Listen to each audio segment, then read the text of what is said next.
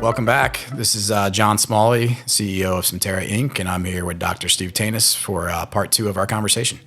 And so you put them back to where God wanted them to be, where they're supposed to be, right. And then you minimize the overpopulation, the aggressiveness, the disease and vector issues associated with them, and it's a true win-win. Right. And so another instance of that is honeybees use water a lot to cool their nests when it gets hot. And so coming up in the next couple of weeks, there's going to be a lot of people calling my office that say, I can't use my pool because there's bees all over my pool. And in that instance, we have a different set of smells and odors that we can put on the edge of the pool where the bees are landing. And they'll go, we don't want to land here. This is not what we like.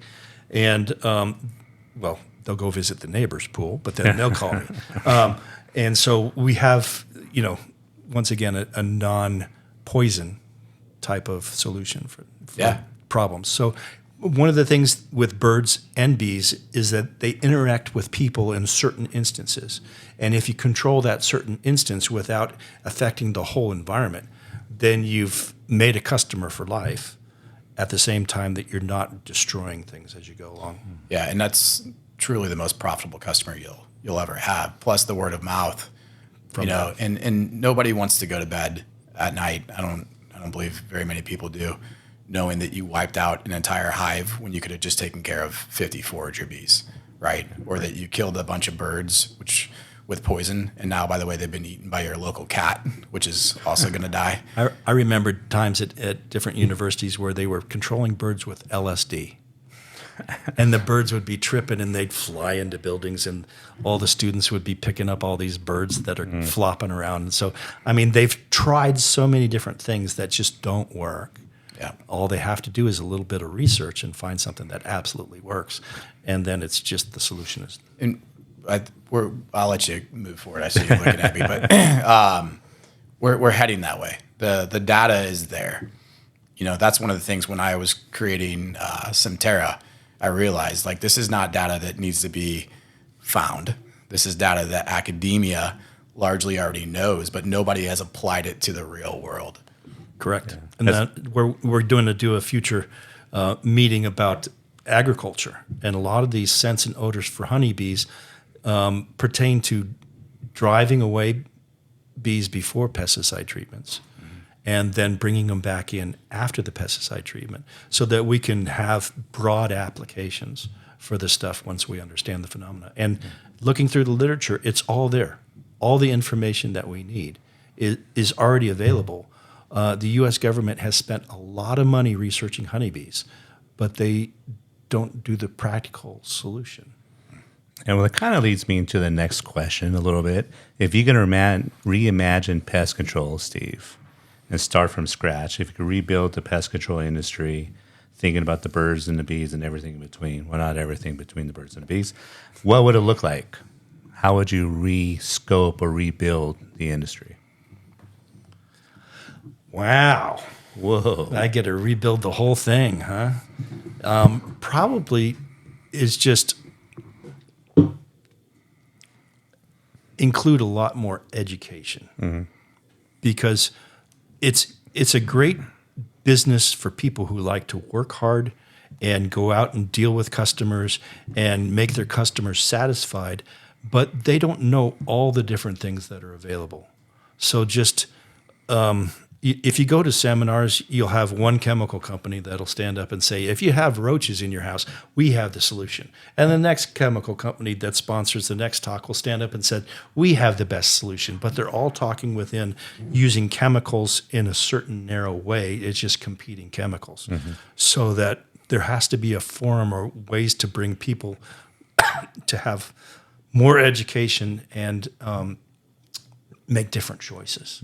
So it's just really, the technology's there. The different parts of it are there.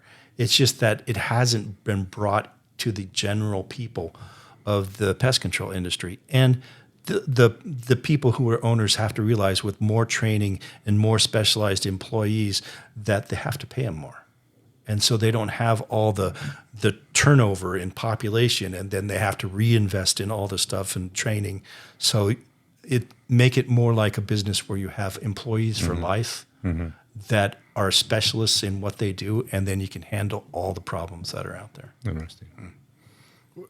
Can you rephrase that or tell me that question one more time? Yeah. If you could rebuild the pest control industry from scratch, what would it look like? I'd love to see an industry that is value based on outcomes. And by that, I mean, if you take this kill everything scorched earth approach, then you get paid accordingly.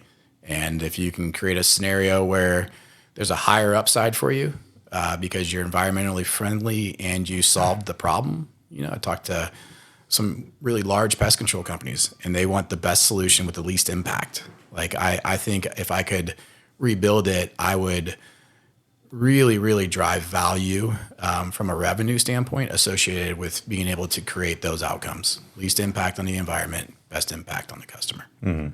So science would play a huge role into. What industry do we in today's world do we have that science doesn't? I mean, and I think that's actually the issue with the pest control industry is it hasn't been updated. It hasn't been forced to update. I mean, what happens if Apple doesn't upgrade their phones every 6 months? They're done, right? Same thing with your internet provider. Yeah. But pest control hasn't had that same pressure. And I hope it's companies like Aculio, and I know it'll be companies like Simterra that are going to start to create that pressure. And I think it's going to get a lot of pushback from a lot of traditional solutions and mindsets. But at the end of the day, I don't really care. Because I also do know that there is a bigger upside. And at the end of the day, I got to sleep well, and I can do that and make money at the same time. Right? Yeah. Well, let's talk more about those hidden costs of traditional pest control. Let's talk about what's not on the invoice: the environmental impact, the compliance risk, the brand damage, long-term inefficiencies of outdated methods. Why don't more companies factor these in when they're choosing a solution for their clients?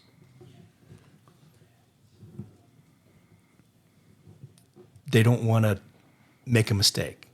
They don't want to. They don't want to go down a road and find that they've done the wrong thing, and have to go back and spend the money.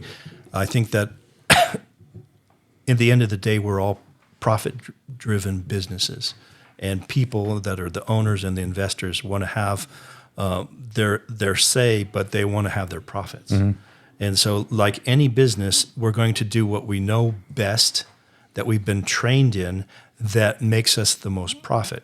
What you got to change is the fact that they can be exposed to different ways of doing the same thing and making more profit.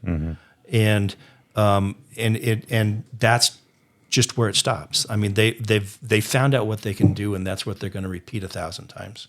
And they're not going to take the time to possibly do something that would upset all of their people and not make it.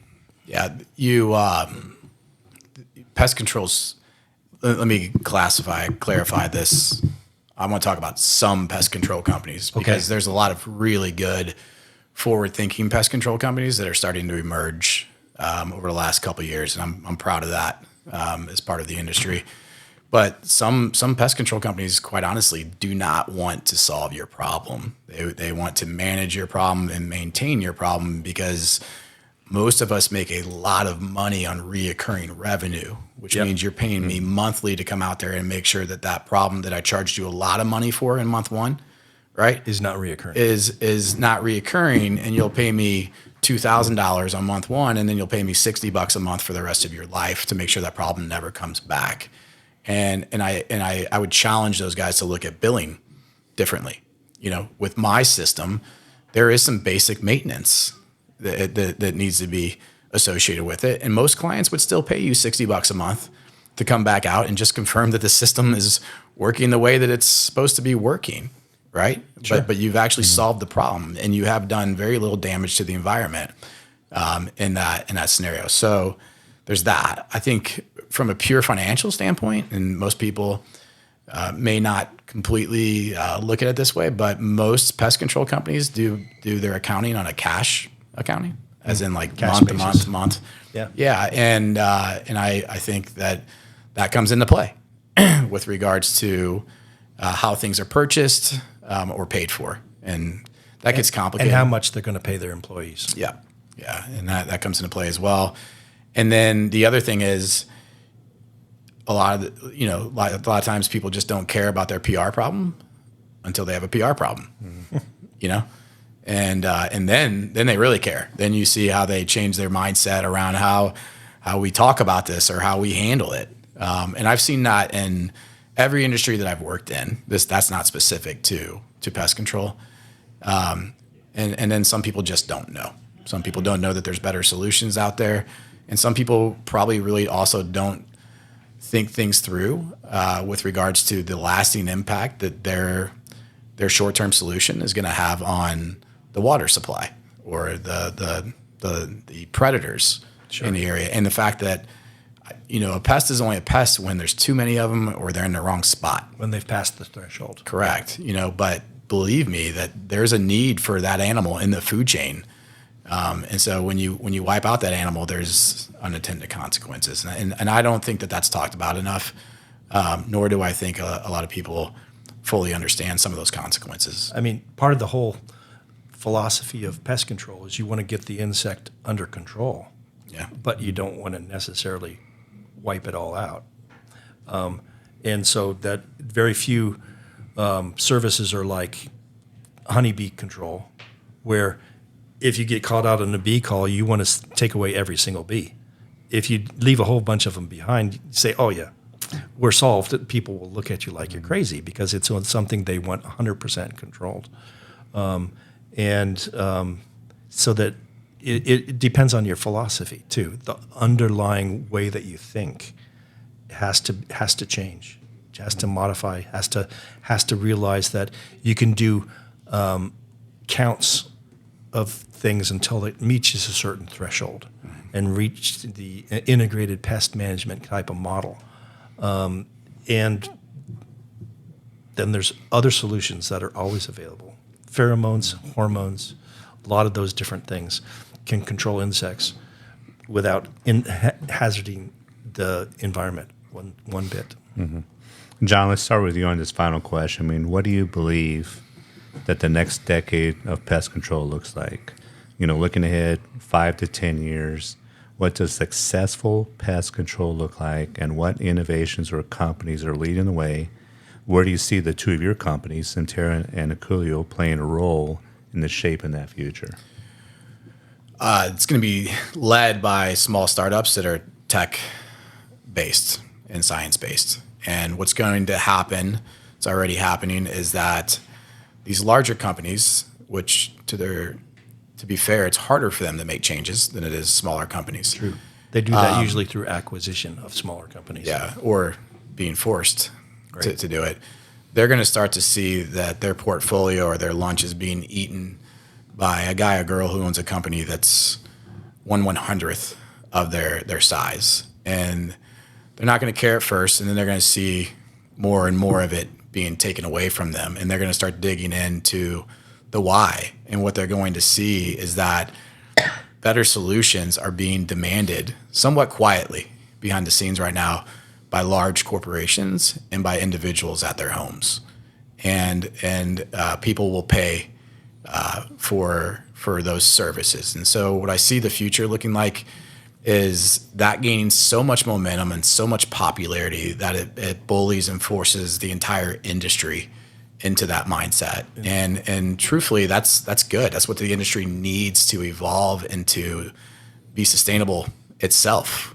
And then I envision a world where, quite frankly, like we're doing the least amount of damage, making the least amount of impact as possible in the environment, and having significantly better outcomes. Because when humans and animals can live together, that is the healthiest version of this world. That's the healthiest version of an outcome. And I think what people are going to realize is that you can do the right thing and make a lot of money, because that's what the consumer is starting to demand. And so I really envision that being the case. And I think it's going to be startups that push that, and they'll slowly but surely. Specialists, not just the general thing, because they're not competing against a giant doing the general thing. Correct. You have your specialty, which you can do better than anybody else, and then people copy you. Yes, and that specialty becomes the norm.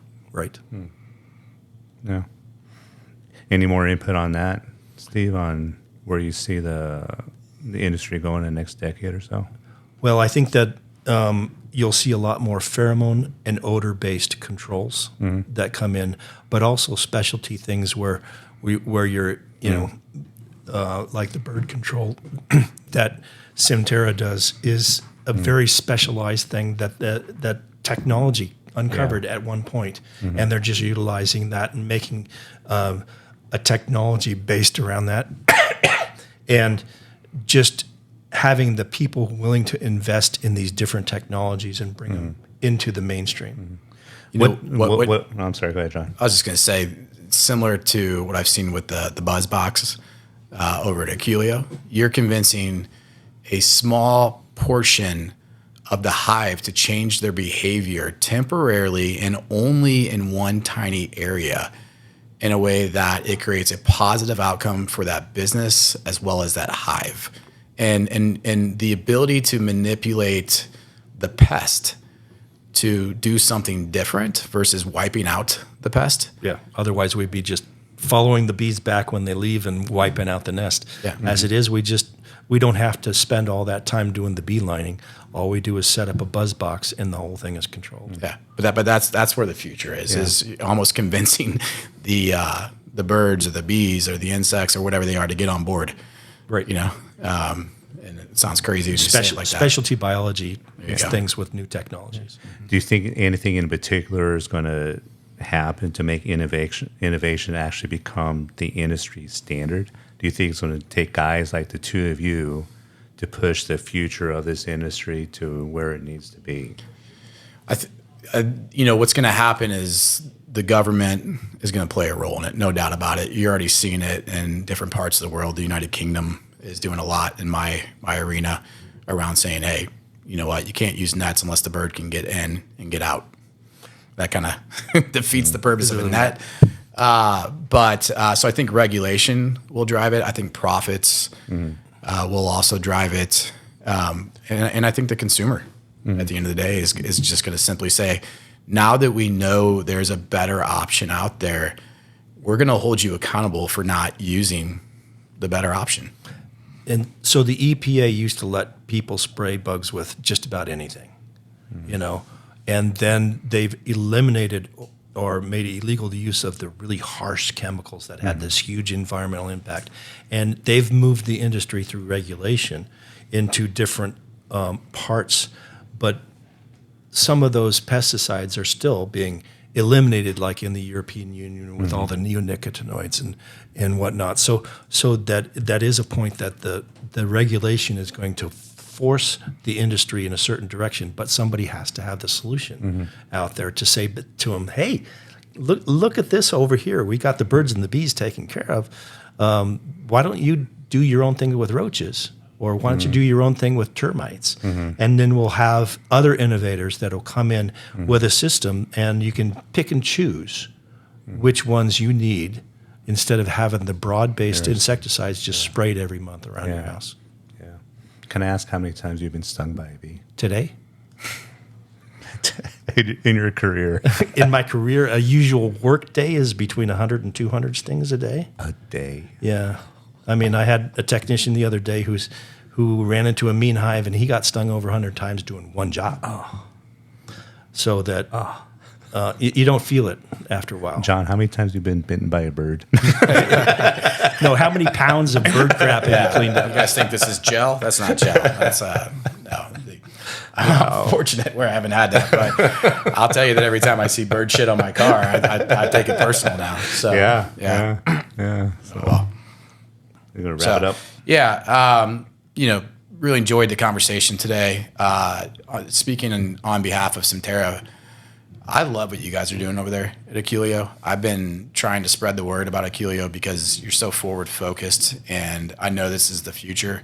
and guys like you and companies like yours will drive that. I want to be part of that, whether it's sharing it on this podcast or whatever methods are available to me at Centerra or outside of Centerra. So I just want to say really enjoyed the conversation today, but also genuinely appreciate who you are and what you do and the role that you're playing in the industry.